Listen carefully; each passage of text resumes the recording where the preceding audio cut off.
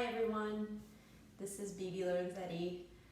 I'm going to start making weekly vlogs, which you'll be able to find through my newsletter, which if you don't currently receive, you can do that by signing up to my website, bibilorenzetti.com. And they will also be posted to my YouTube, so in case you don't get them to your inbox or you miss one, you'll still be able to see it on YouTube. And that way you can also share it to other friends, and hopefully they serve a good purpose to you all. So last week I put out on Instagram for anybody to ask me a question, and a lot of the questions were about injury. So I thought I'd take a moment to talk about injury on this platform. Injury is a broad topic, and there's many ways of looking at injury depending on the school of thought, lineage, and background. But for this specific context, I am going to be looking at it as my understanding of injury through my own experience of Ashtanga Yoga. So injury tends to happen when something is not ready to release, right? Whether it be tightness in the structural physical form of the body, or it could be something that breaks emotionally and manifests in the form of physical injury, or it could be a nervous system imbalance, which again will manifest through the physical. The manifestation of the pain or injury in the physical form is a very tangible way for us to be able to work with whatever is happening, to be able to stop what we are currently doing and take care to listen and attend to what needs our attention. And it might not always be something obvious. So just because you injure an elbow, it doesn't mean that it's the elbow that needs your attention. It might be something that is completely unrelated. I like to think of the body as stemming, all the limbs as stemming out of our center, right? And therefore, in the practice of Ashtanga Yoga, we emphasize the importance of bandhas, right? These internal locks that are helping us to hold the physical body, hold the limbs from a place that is centered, right? From inside of our body.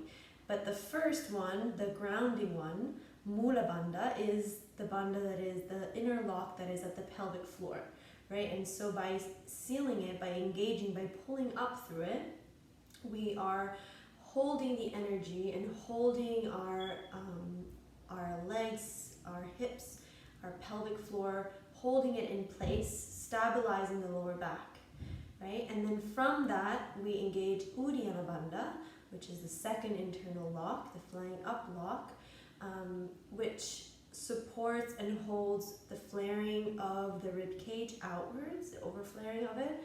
It supports the higher lumbar spine and the beginning of the thoracic spine. And it allows for our breath to happen in the correct place, right? Ujjayi breathing. It supports the movement of the diaphragm. It holds the organs as the diaphragm goes down, so that heat is generated and everything is, the organs are being cleansed. But that's a whole other topic, so I'm not even going to get into that. And then finally we have Jalandhara Bandha, which is not often practiced because a lot of the times our chins are going back or the head is turned, but it's the last lock that we apply, especially in the end breathing or in some of the more advanced practices, or just by having the head down, right? It constricts and stops the energy from floating outwards. And it also helps to control the whole cervical spine and the shoulder girdle. And if we are not engaged in Jalandhara Bandha, usually that will be compensated by the gaze being downwards, right? So in all of the back bends, the gaze, as the neck goes back, we are looking down at the tip of the nose. So these physical cues and these physical locks are meant drishtis, or the gazing points, are meant to direct the energy so that everything is constantly circulating within our center, right? If things are moving outwards, they're still being held from within. So with that in mind, when injury happens, usually it stems out of, as I said before, not being ready for something or having had a stiffness, and that could be because you're born with that stiffness, or because of your lifestyle, or because of your diet, or because of something that you did yesterday, or because you overdid something, or because there's something that is emotionally happening in your life and your body is tightening up in a certain area. So anytime there is an injury, it's an invitation for you to look at yourself, observe yourself, and see where there is a lack of flexibility, where there is a lack of movement in your life that is manifesting through a stiffness in your body. Because stiffness is a lack of circulation, right? When there's a lack of circulation in the tissues or in the organs, everything tightens up, no blood flow happens, and then breakage happens, right? If we're able to get circulation, get heat, get prana into those areas, then all of a sudden these become moldable and flexible, and injury is harder to happen, right? So with that in mind, and the bandhas in mind, when you're practicing, right? So now we've looked at the history of how you're coming to practice, what you're coming to practice with. Now, while you're practicing, if you are not being attentive to your breathing, to the way you set up your asana, to the way that you lock yourself up through your bandhas, or release yourself through your bandhas, you're creating opportunity for injury, right? So that's why we have the Trishtana method in Ashtanga Yoga, which is asana, the way that you place your physical body. Asa is to lock, and ana is seat. So asana is engaging the seat. You are locking, engaging your seat. And so that's your physical form being engaged. Then you have pranayama, which is breathing, and through the breathing you are engaging your mind. You're letting your mind rest on the movement of the breathing, right? Your mind moves with the breath, so if your breath is agitated or short, your mind will mirror that, right? And the opposite way around. If your mind is racing, your breath will become short. So we are training the breath to stretch in a certain way and move in a certain pattern, in a certain rhythm.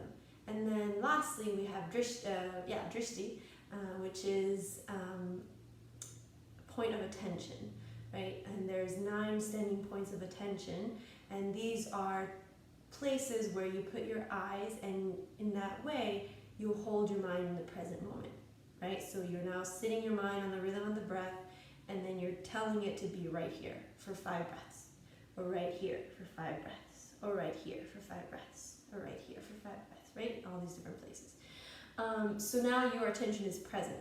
And with that, you can hear. If yesterday you were able to catch your toe in Trikonasana, and then you left the studio and you went on a 9-hour drive, and then you went home and slept, today, Trikonasana is going to feel very different than it was yesterday, right? So you have to be present in order to hear that. Just because you do something every day doesn't mean that it's going to be the same every day, right? We are constantly changing and transforming, so the practice has to transform and change with us.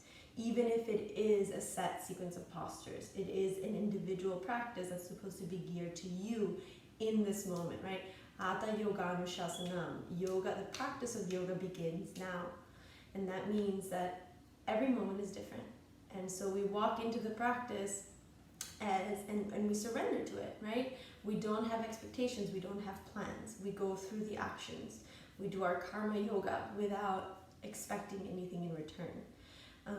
There's a beautiful, Richard Freeman talks about or describes vinyasa in a really beautiful way.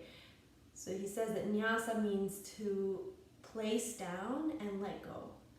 And vinyasa is a set sequence of postures that are being nyasad, that are being placed down and then let go, right? So each time you do an asana, each time you link an asana to another asana, link a movement to a breath, you are nyasaing, you are letting go, you are surrendering, you are placing down a prasad, like an offering to something higher, right? And you are not expecting something in return, you are letting it go. And so when we practice in that way, it's harder to have injury because we're being very sincere. We're practicing satya, we're practicing ahimsa, and we're being very sincere with ourselves and with what is. And then the last thing that I wanted to mention in regards to injury, and this is my personal approach, and I've heard other people kind of talk about it in this way as well, is that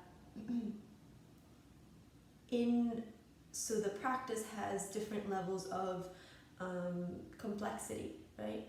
And we learn little by little. And we learn a new posture when the teacher thinks that our nervous system, our emotional system, our physical body are ready for this next posture. And the reason that is so important that we follow the process and we trust in the process and we don't rush through the process is because each asana is trying to target something. It's cleansing a specific organ, it's cleansing a specific set of muscle groups, it's cleansing something in your nervous system, it's creating a new pathway, a new pathway for prana, for circulation, for breath, for life to go through. And you don't know how long something has been clogged up or stuck or stagnant, and your teacher doesn't either, right? Hopefully your teacher is subtly listening to your being enough and aligned enough that or your relationship is in sync enough that you can let each other inform that through the practice, through the teacher-student relationship, right? And that doesn't necessarily mean you're talking about it.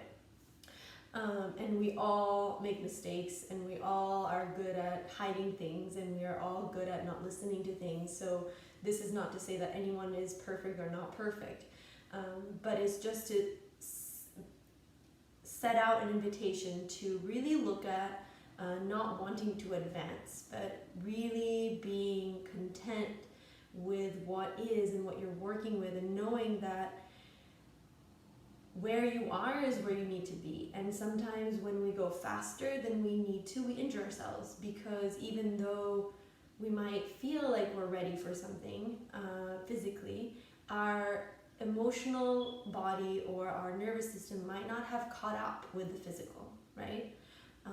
And other times it's the opposite way. Other times our emotional and our nervous system have been like waiting for our physical to be ready to catch up to it, right? So it's really about aligning all these different sheaths of who we are and bringing them into balance. And so whenever our physical is here and our emotional is here and our nervous system is maybe here or here, and we push too far with the physical, then this begins to dwindle and freak out. And in order to protect itself, it causes injury, right? And that might be by unconsciously not paying attention, by pushing too much, by being upset at yourself. There's many different ways that this will manifest, and so breakage will happen. And so for someone like, this is a personal story, but like for me, I was always very bendy, but there was always a very big fear of growth, of being strong enough, of being enough, of accepting to do less, right? And so because I wanted to continue to do more and my physical body could handle it, there were many times that I got injured in my yoga journey, right?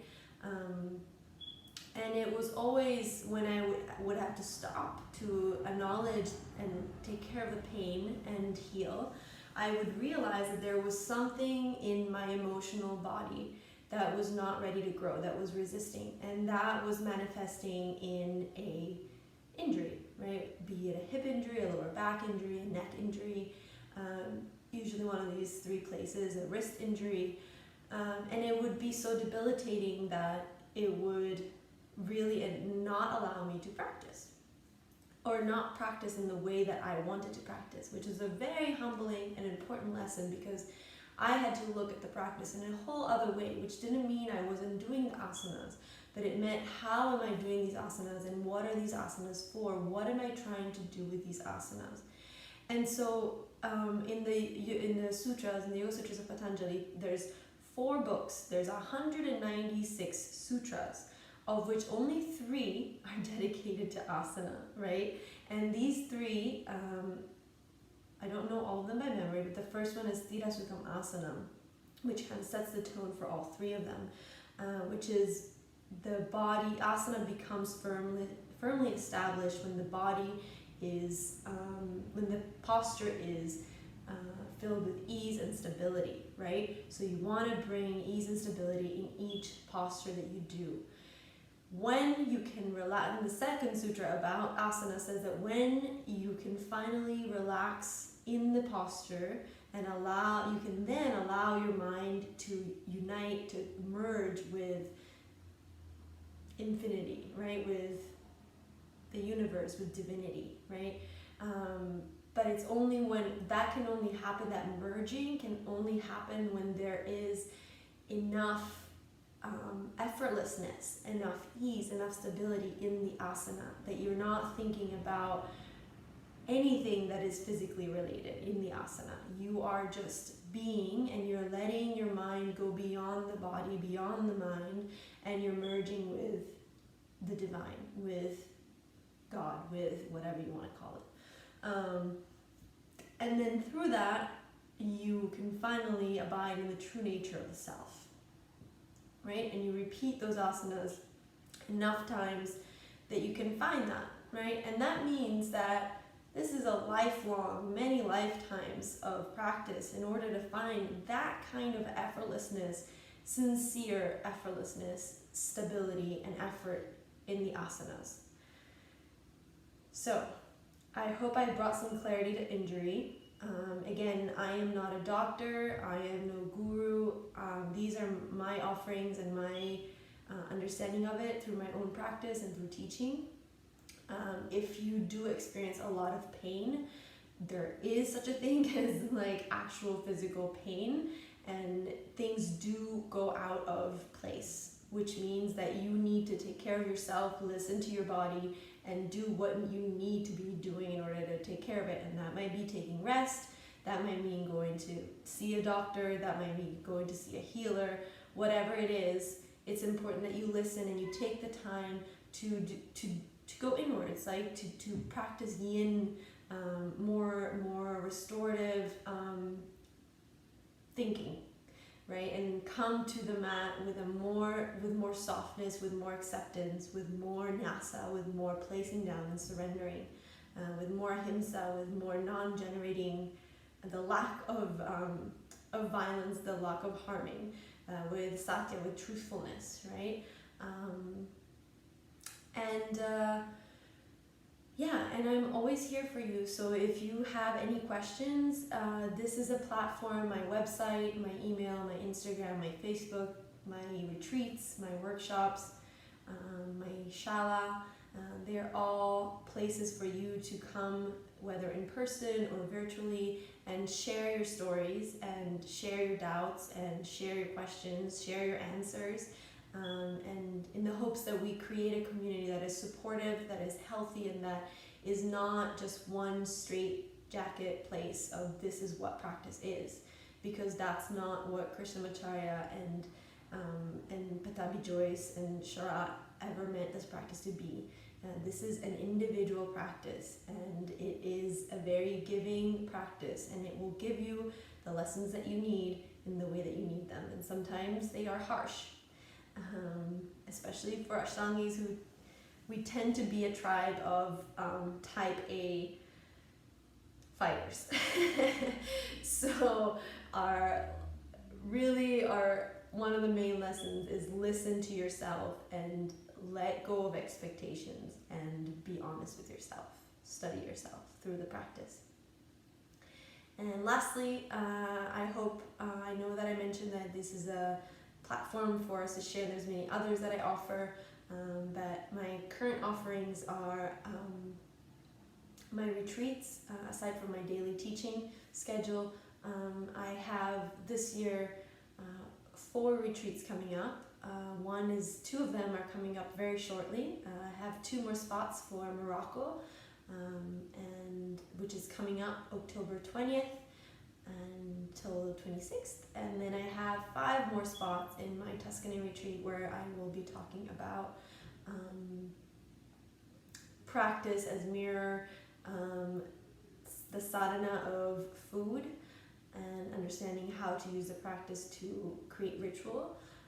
There will be an evening dedicated to Asana Lab where we'll look at asana practice, and I will answer all the questions you have around asana. And there is one more I'm not remembering now. And there'll be daily practice and tons of time to just deepen your practice and understanding of it. And this is November 1st to the 4th. And then in 2019, I'm doing a retreat with Taylor Hunt in Costa Rica. This is March 29th to April 5th. And the topics are not set yet, but you can only imagine. It's the Master Taylor Hunt. I love him. We're dear friends and we can't wait to collaborate. And then in the summer, I have Portugal coming up, which I have, I think, 7 spots left for. And that's June 30th, to look at my poster, to July 7th. And then I have an exclusive Mallorca retreat, which is just going to be practice in the morning, meditation, pranayama in the evening, and the rest of the day is free. So this is a perfect type of retreat if you're looking to just write, read, explore the island, maybe come with a partner, maybe by yourself. It's really going to be a retreat, like you're retreating into your own space, and it's going to be very meditative, very healing. More about finding the information within yourself more than continuously receiving information. And this will be only for 8 people, and it's going to be July 14th to July 20th. Early birds are running till end of December, so place down your deposit, tell your friends, and I hope to hear from you. Namaste.